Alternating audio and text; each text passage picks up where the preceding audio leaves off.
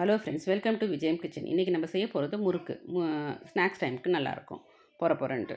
இதுக்கு நம்ம தேவையான பொருட்கள் வந்து 4 டம்ளர் அரிசி மாவு எடுத்துக்கிட்டு, அதில் வந்து நீங்கள் கொஞ்சம் கட்டி பெருங்காயத்தை ஊற வச்சு அந்த தண்ணியை ஊற்றிக்கோங்க.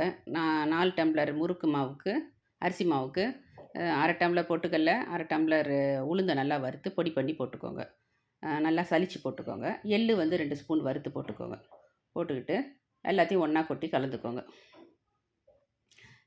எள்ளையும் அதிலே கொட்டிடுங்க. கொட்டிட்டு உப்பு போட்டுக்கோங்க. ஒரு குழிக்கரண்டி சூடான எண்ணெயை ஊற்றிக்கோங்க. நல்லா சூடாக இருக்கணும் எண்ணெய். ஊற்றிட்டு தண்ணியை வந்து நல்லா தெளித்து நல்லா சப்பாத்தி பதத்துக்கு நீங்கள் வந்து பிசைஞ்சுக்கோங்க. பிசைஞ்சு வச்சுக்கோங்க. அது காயாமல் இருக்கிறதுக்கு கொஞ்சம் தண்ணி தொட்டு மேலே தடவி விடுங்க. இல்லை ஈர துணியை போட்டு வைங்க. ஒரு தட்டில் எண்ணெயை தடவிட்டு அதில் வந்து முறுக்கு மாவை புழிஞ்சிடுங்க.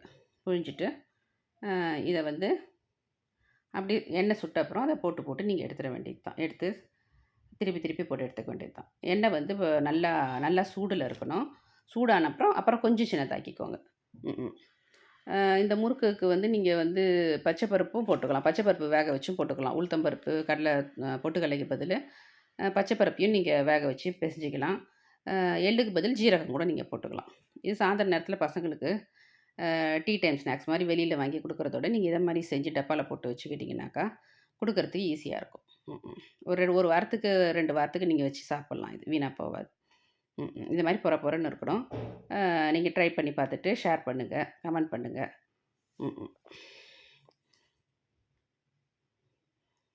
நம்மளுக்கு வீட்டுக்கு வர விருந்தாளிங்களுக்கு கூட நம்ம வைக்கிறதுக்கு ஈஸியாக இருக்கும். நல்லாயிருக்கும். காரம் வேணும்னா கொஞ்சம் காரத்தூள் போட்டுக்கலாம். தேங்க்யூ. ட்ரை பண்ணி பார்த்துட்டு ஷேர் பண்ணுங்கள், கமெண்ட் பண்ணுங்கள், லைக் பண்ணுங்கள்.